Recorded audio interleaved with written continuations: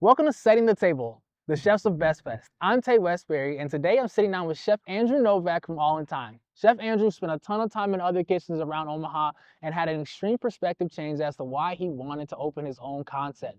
Chef Andrew Novak, his respect for the food and the ingredients that he uses and how it makes you feel sit at the core of what he does. Well, Chef, how you doing? Thank you for joining me today. Thank you. It's Yeah, good to no be here. doubt. Of course, of course. So tell me your name and tell me about your restaurant. Tell me your restaurant name, your name, all of it. Well, I'm Andrew Novak. I've just recently started a concept called All in Time. I sublease the cafe space here in the Millworks Commons under the Clean Slate Cafe. Mhm. That's where we're located inside the cafe space.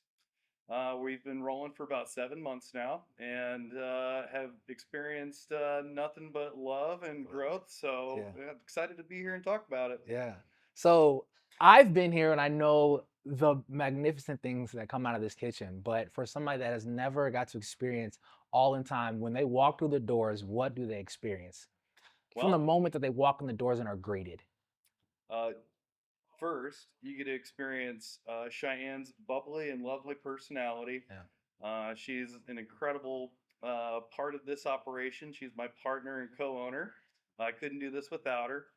And what can they expect? Well, artisan breads and locally sourced ingredients that I put between them. Yeah, yeah. And the ingredients that you put between them are on point. And I actually wanted to ask you, um, I think food is a story. You know, when you sit down and eat a dish, there's a story behind it. You know, it wasn't just I woke up one day and this was there. Your grilled cheese Hmm. with the braised beef on it. Yeah, yeah.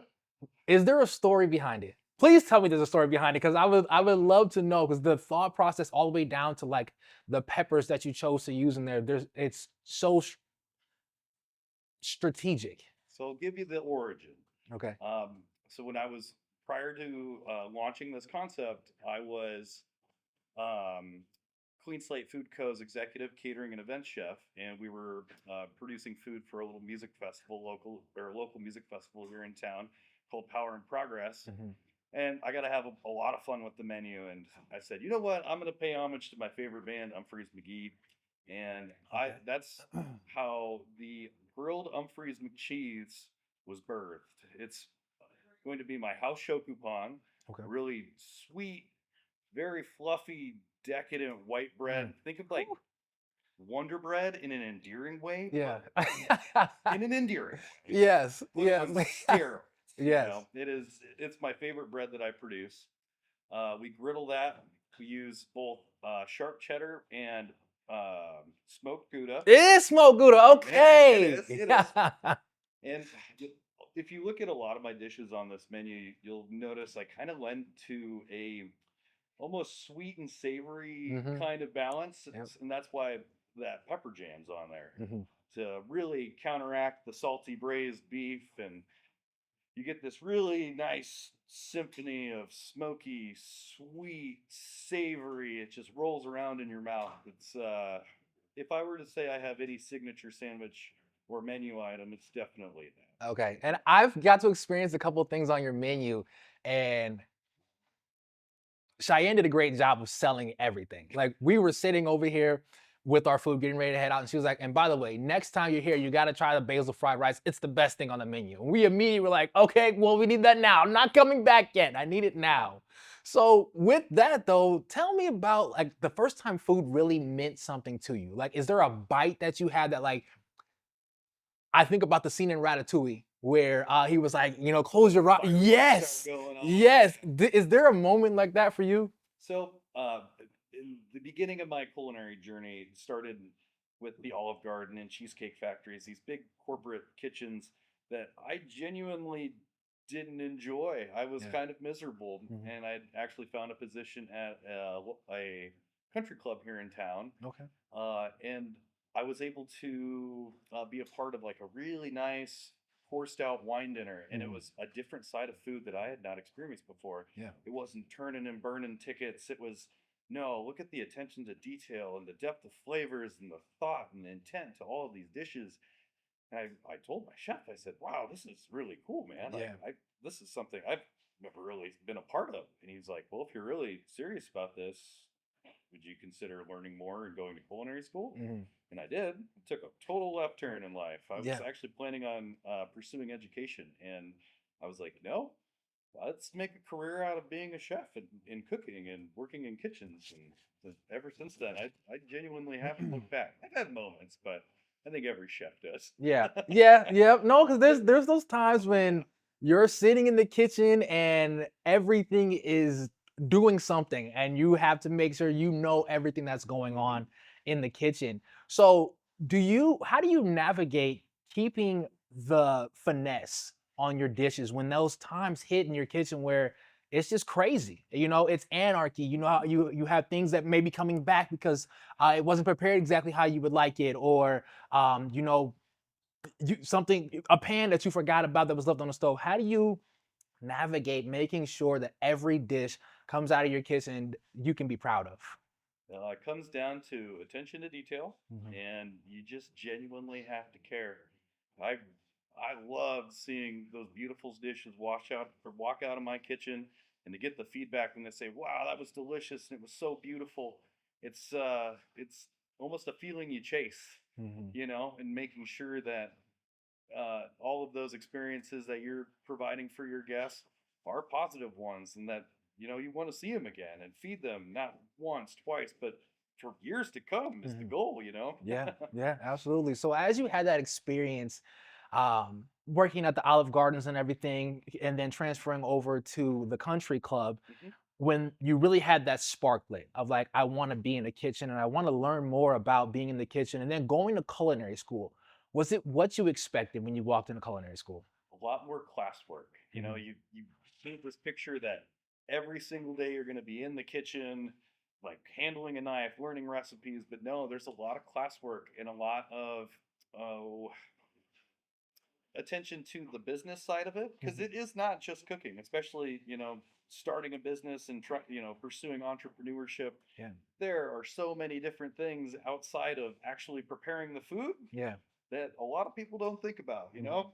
No, and that's what I've always been told. So, I'm a chef that did not go to culinary school, and I was always raised in the kitchens that I've been in. That, like, if you want to find people that can't cook, go to culinary school. Yeah, that's a great way to put that, actually. So it's really true, because I was sitting here like, you're a testament of that not being true. Like, not every student that's going to walk out of that school is going to wind up being a Michelin star chef. Yeah. It doesn't guarantee you that you're going to land even in the industry. Mhm. It's an education to become a professional, and that's at the point in time where I was going to school. That's really what it helped me to do, is tighten down some screws and become more of a professional in this industry, because I was already working in kitchens prior to Mhm. pursuing that education. Was it rewarding? Absolutely. Yeah. And anybody on the fence about pursuing it, would I say it's 100% necessary? Not necessarily. Some people are really born with it and just can run in the kitchen. Yeah. But for me, it was another stepping stone along the way. So, Yeah, yeah. So, off camera, we were talking about, your career as a chef, your career in the food industry, and you were saying you've been doing this for 16 years now. yeah. Do you mind if I ask how old you are?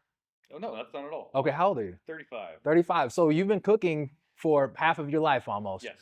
Um, as a kid, was it in you? Did you think like, I've always enjoyed good food, and I know at some point I want to involve myself in the restaurant and culinary industry? I was really attracted to the people, honestly, is what really brought me into the restaurant industry. I'd gotten a job at the Olive Garden. I Mhm. was working front of house out of the Okay. gate very briefly. And I saw the guys in the kitchen, and I saw how much genuine fun they were having. I'm Yeah. like, this isn't anything like what I'm doing up here. I want to go hang out with those guys. And Yeah. then I got to know them, and just really learn that you really meet a lot of really spirited and just interesting people in this Oh industry. gosh, There's yes. just a lot of colorful, fun people. Yes. Like it's a big side of this industry that's kept me in it. Yeah, I understand that completely. One of my first jobs in the kitchen was working at Raising Cane's. Yeah. And I started front of the house too. And I had a big personality, you know, like, oh, you're front of the house, definitely going to be greeting guests and everything. And I used to watch these guys in the kitchen have a ball. Yeah. And I'm like, that's the culture that I want. So how do you curate that culture in your restaurant though? Because it's not like you can just one day hire everybody and you're like, all right, we're gonna have this great culture. How do you curate that for yourself inside your restaurants? 'Cause I watched you as you know you greeted your employees leaving and coming, and all of them were very excited. They seemed like they really wanted to be here. How do you go about curating that? Oh, definitely being patient with your staff. As you saw, saying hello Mhm. and goodbye to everybody Yeah. goes a long way, and just acknowledging people, and showing them that you're in their corner. You know, like they're there to help you. And even more so, I'm there to help them at any time. Like, in that, it's not just a two-way street, or it is. Excuse me, it is a two-way street. Yeah. Yeah. So I want to jump to we're in the kitchen now. What does it look like for you to because your menu is extensive. You have breakfast, all lunch. Do you do any private catering, private services like that? Not yet. Dinner service? No, Okay. not yet. But as we grow, it's a possibility. So tell me about what's a typical day look like for you. What time are you getting to the restaurant to start prep? I'm in this kitchen no later than 4:30 in the morning with all of God. the artisan bread I have on my menu. I have 5 different breads: shokupan, my in-house potato brioche buns, uh, sourdough, English muffins. I know I'm crazy, right? No, you are insane. What did I? I'm sitting here like I know for myself, like I would if I do a sandwich concept, I gotta make my own bread. And I'm like, but I'm only gonna have one bread, and you're over here talking about 5 different breads that you make. That is insane. It's what really drives the heart and soul of All in Time is this fresh bread. That's where my heart is.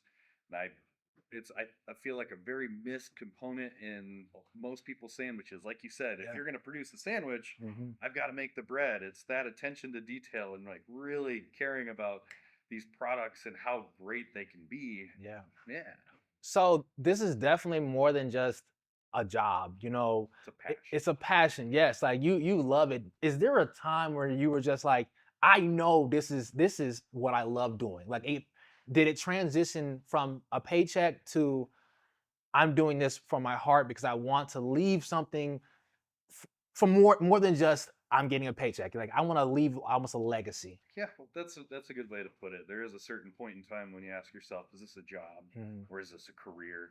And when I finally made that decision to go to school and like get serious about this, you start looking at food differently Yeah.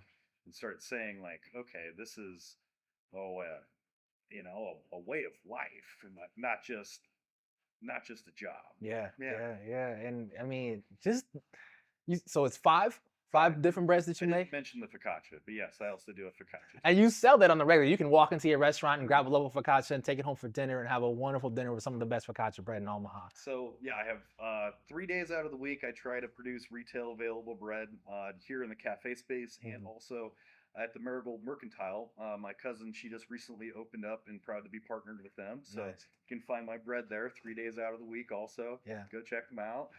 No, well, I mean, that's great.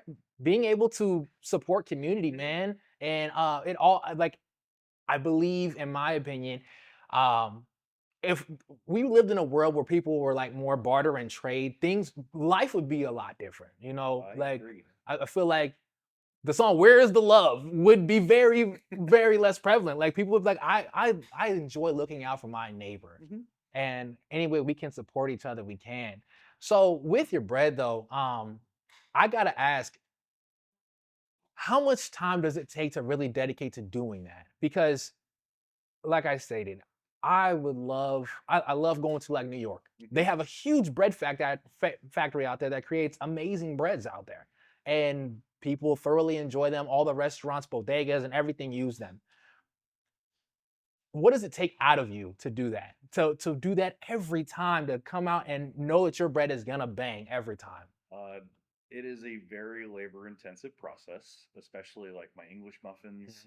That's from start to finish. Oh, if I do it in the same day, that's start to finish at least 6 hours. That's Yeah. on on the short end, and like my sourdough, that's a 48-hour start to beginning or start to end process by Yeah. the time I mix and actually fire that dough.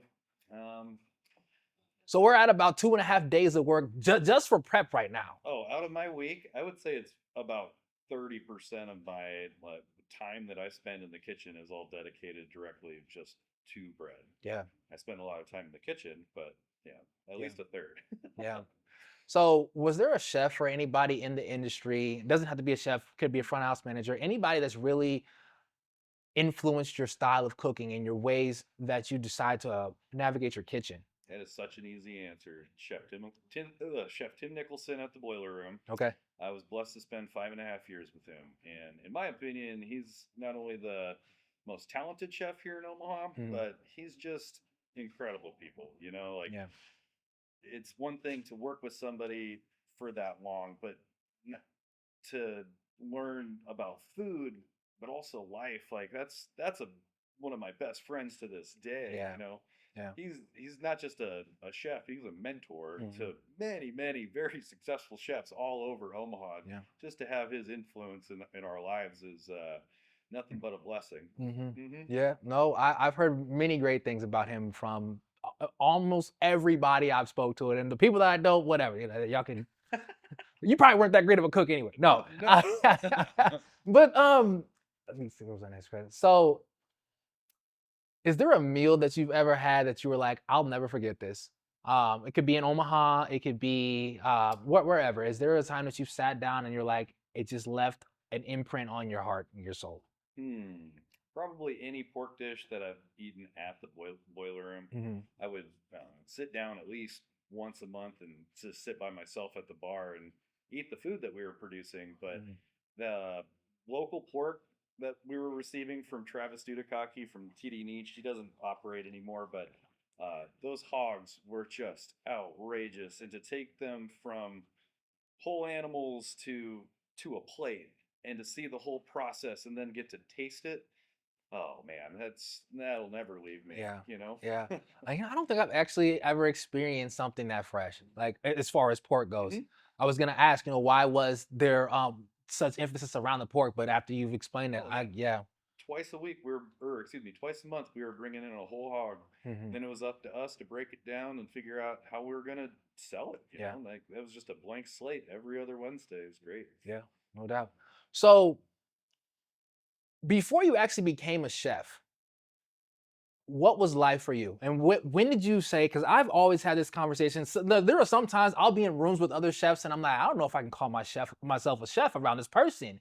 So was there ever what was the time when you're like? Was it when you graduated college? Or you're like, okay, I'm a chef now. Was it when you started working for yourself and your beautiful establishment? When was the moment you're like, okay, the title is mine, and there's nothing anybody can take from me?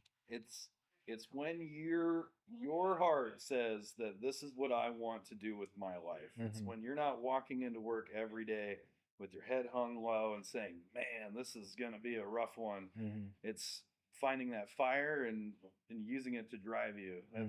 That's when you're a chef. Hmm. Okay, so you mean to tell me there's never a day you walk in here and you're like, today's gonna be heavy? It's not. I mean, I have days. I'm human, Yeah. but like this morning, I got in today and I have a pretty hefty prep list I'm looking at, but I the very first thing I got into was my bread production and all of those feelings. They just go away if Yeah. you just get into the swing of things. Yeah. Yeah. I love that. You find the zone. What do they call it in the movie Soul? That's not your happy place. That's Happy The Gilmore. flow, the flow state. The flow state. Yeah. Yes, you find your flow state, man. Hmm. Um, I think that is something that a lot of people struggle with. I've in the restaurants that I've worked in, I've seen chefs not they don't have a flow state. They can be great chefs, but they don't have the flow state. And you'll taste a dish of theirs and you're like, it's good, but it's missing something. Yeah. So are you the chef that will go to a restaurant and you're like, I gotta pick apart the menu, or you like, I just want to go and have a great time and enjoy whatever I'm doing, and it's not in the back of my mind thinking, this is what the dish is missing. It's fun to kind of see everybody's different outlooks and presentations on food. it's pretty easy to say this is how food should be, or this is how food should taste. There are a million plus chefs in the world. We're all Mhm. doing things a little differently. And when I go into somebody else's restaurant, it's I do my best to stay humble and try to see what kind of environment they're trying to curate and the food they're trying to curate.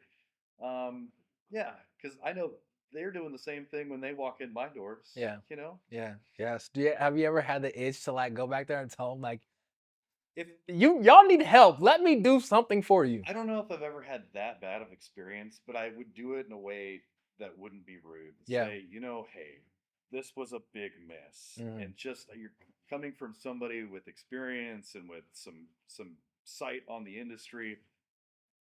I'm just letting you know, Yeah. not in a rude way, Yeah. because I need critiques too. Like if there's ever any time that I send out food that isn't up to somebody's quality, I want them to tell me. Yeah.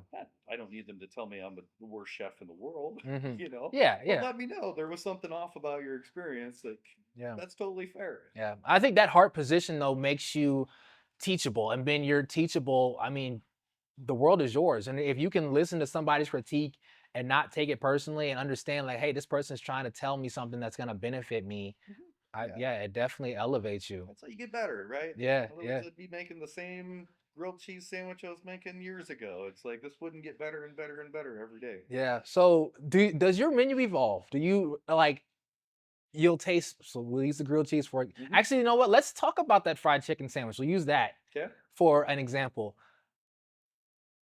Do you hire because I know like when you have other people working in the kitchen, everybody has a different palate. Mm-hmm. So when a recipe evolves, are you just like it's on the menu and this is how it's always going to be, or does it have the option to change and evolve as different ideas and things come in?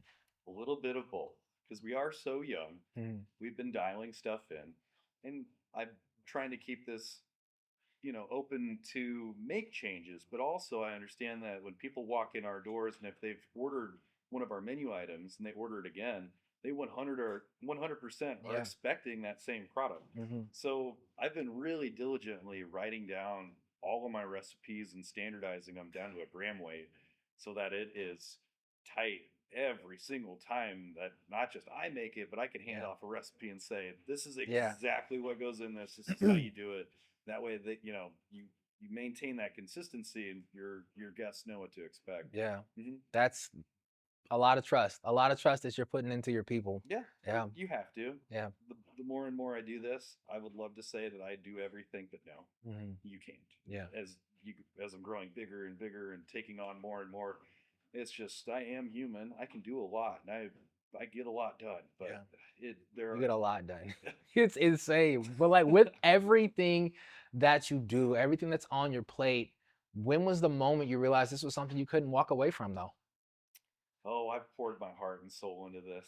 Now it's a matter of pride. I'm also not to bring the note or the mood down, but I lost a close friend of mine several years ago, and that's where all in time began. Was with Hmm. he and I, and there was a long lull after he passed away where I Yeah. really debated: is this something that I want to keep pushing forward? Hmm. And I finally have the opportunity again, Yeah. like having this space given to me or offered to me by Clean Slate Food Co. And it's I won't let this dream die. I'm going to make this work. Yeah. I love that. I love that, man. And I mean that's real. Life happens and if your heart is in something, it's like you almost can't let it fail. It's like there's no other option, you It know? would be absolutely crushing, Yeah. to like watch this fizzle into nothing after everything we've tried to turn it into and Yeah. grow. So So, what part of your work feels the most honest? And I feel like I already understand just because of how you run everything here and knowing your heart behind the business. But what would you say, what part of it makes you the most honest in your industry? um, integrity. I definitely really focus on trying to source as many ingredients as I can from local farmers to help support them, to keep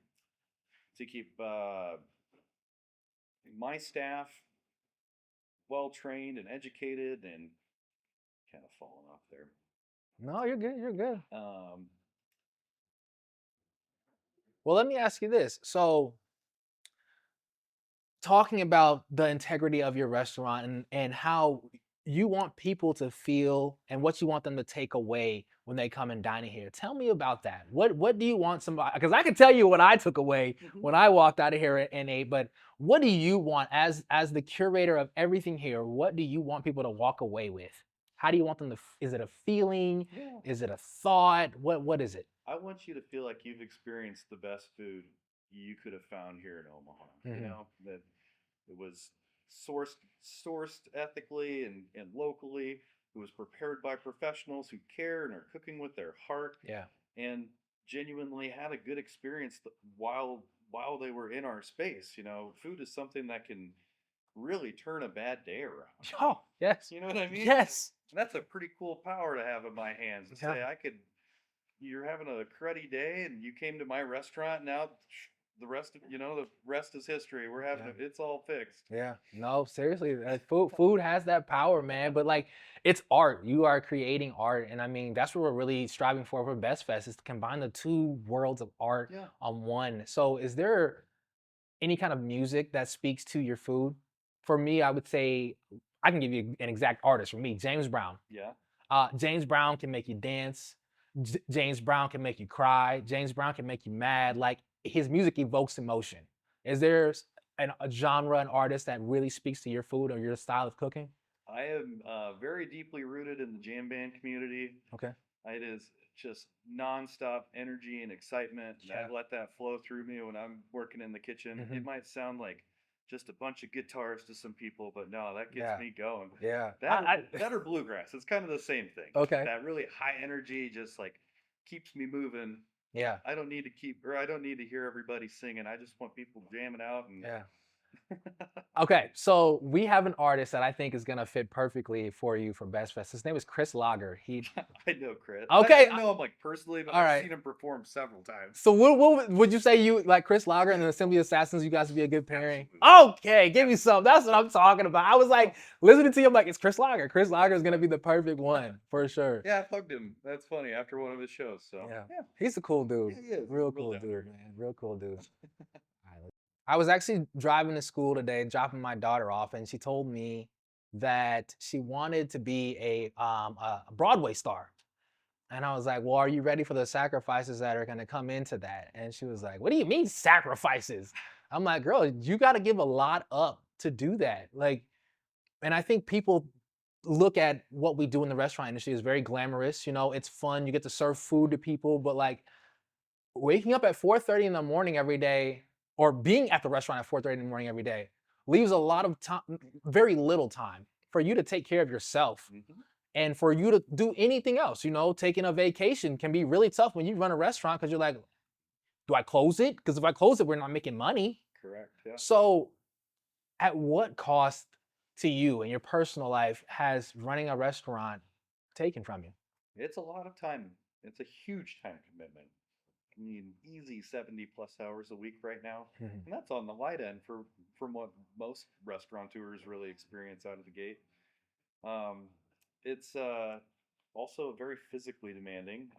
I don't think that's any secret that, Yeah. working from 4:30 in the morning to 4:30 in the evening, on your feet 12 hours, running service, doing your prep, making sure you're keeping everything sanitary Yeah. and cleaning as you're going. Hmm. It's an incredibly physical occupation. Yeah. Yeah, Yeah. I mean, if you don't have the right shoes to be in the kitchen, you can cause serious damage to your body it's true. because you are standing all day. I mean, I've experienced it and it's terrible. So, like, no, definitely the biggest taxing part, like, one of the biggest taxing parts being the physical effort that goes into being on your feet all day. And it's only you. You can't be like, I need a new set of legs. You know, I can't go get, you can get a knee replaced, but even so, like, it's definitely. Well, I mean, we're honestly and me just being selfish, I am personally so excited for you to be a part of Best Fest, and I think what you're going to bring to the plate is going to blow people away. What made you say yes to this opportunity, though? Right now, we're in exposure mode. Mhm. We need to get our name out. We're only 7 months in. I need to just be screaming all in time from a mountaintop. Yeah.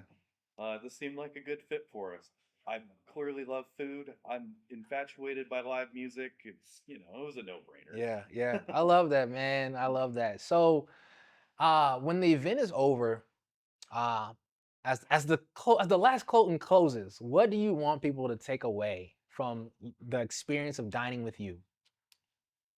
I want them to see the potential in this business that I'm growing. I want them to really see that, this is a must dine destination in Yeah. Omaha. I'm trying to put my name on the Yeah, yeah. Well, you're doing it. You're doing it. I mean, I was telling somebody the other day about your chicken sandwich, and I was like, as most chicken sandwiches, it's something very simple that I mean you can look over. Most chicken sandwiches come with the chicken breast, and I was like, this sandwich had a chicken thigh on it, bro.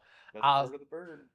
dog, but I was just like, it was perfect. It was a fusion because I feel like most Asian cultures would prefer to use a chicken thigh compared to a chicken breast.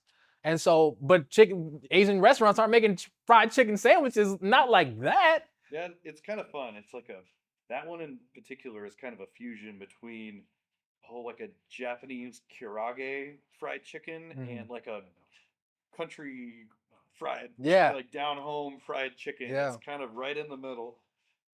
Those little things matter though. So, like, what would you say are details that you care about that not necessarily everybody thinks about? Because I mean, I think some people would just eat the chicken sandwich and be like, "It's a good chicken sandwich," but like, you're like, "No, I instead of doing the traditional, this is what I think is a chicken sandwich should be like. This is the chicken sandwich that I want to eat." So, what details that are you particular about that really everybody else kind of looks over?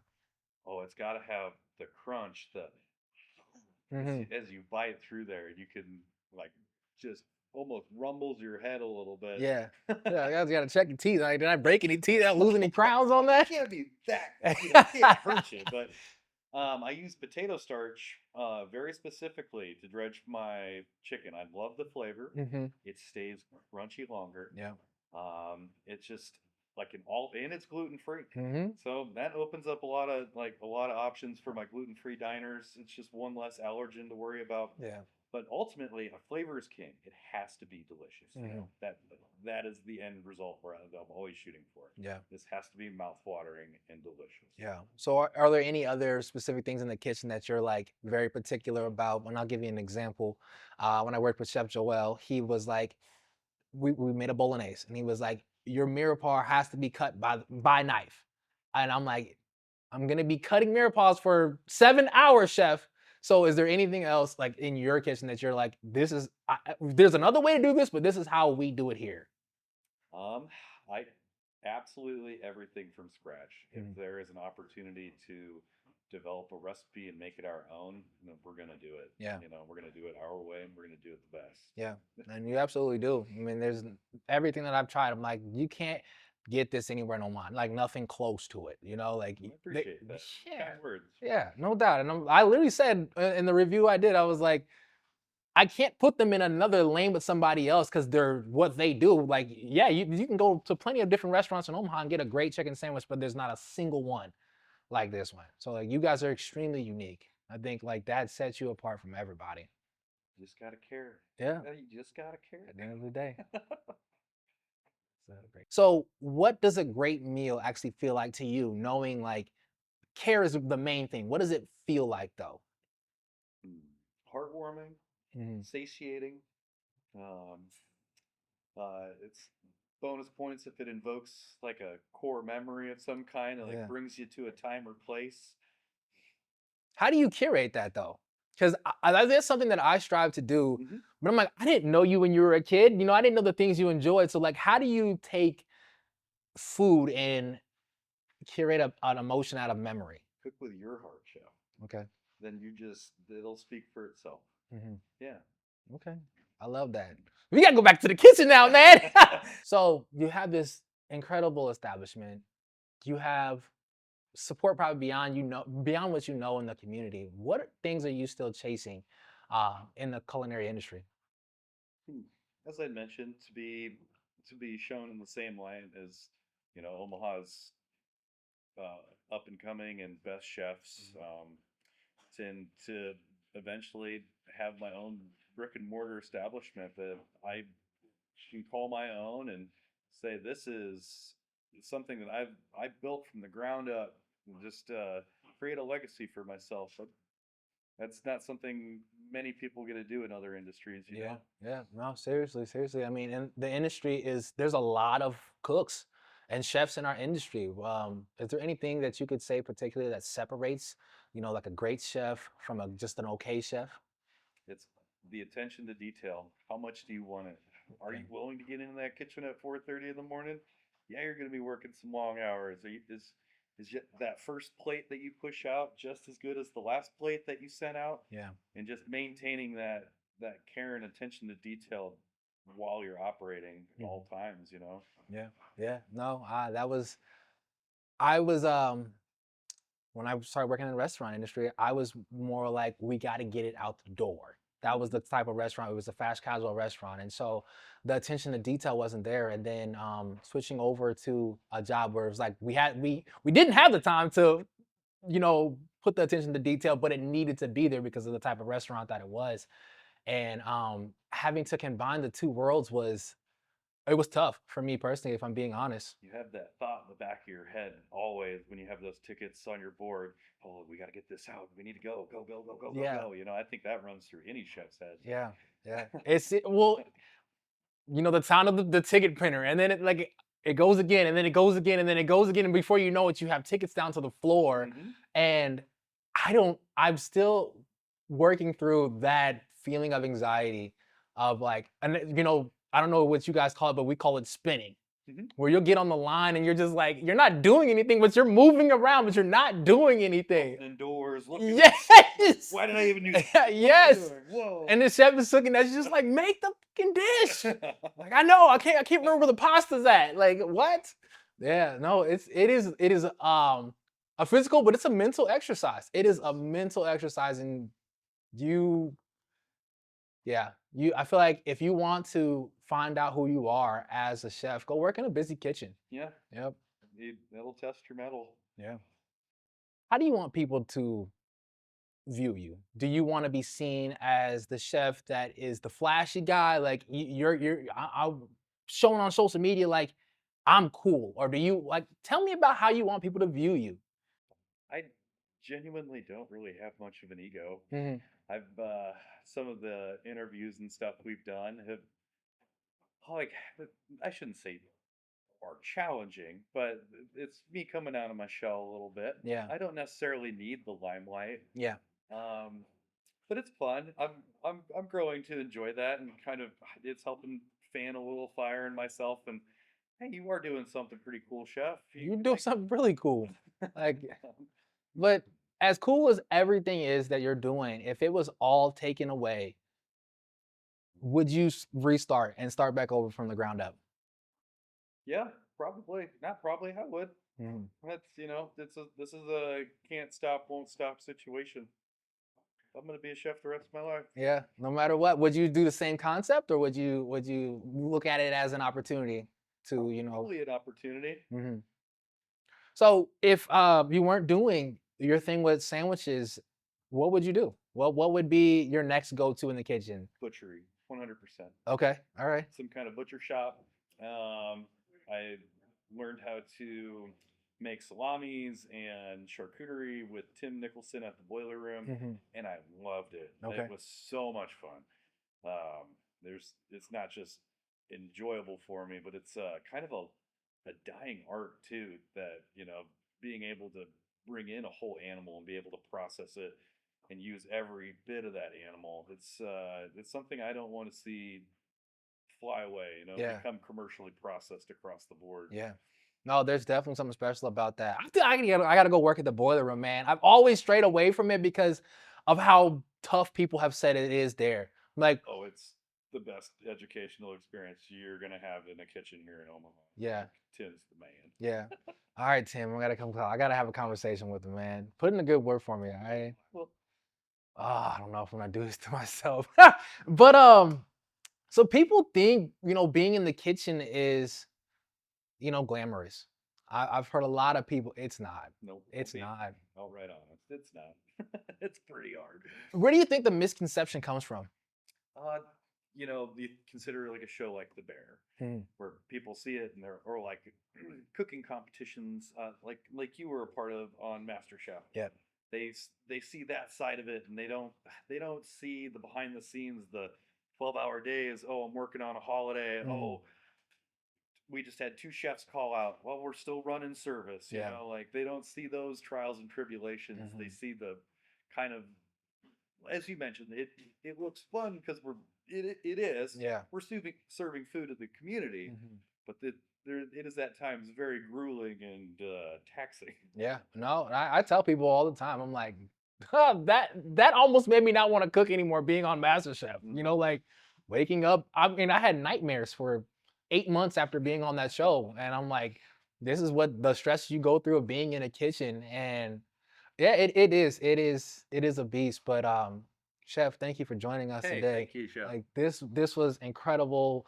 I can't wait to see what you put on a plate at Best Fest. People are going to be blessed and blown away by what you do. You can expect some fresh bread. There's going to be fresh bread involved. Okay. All right. Don't tell me anymore. Like, not yet. Not yet.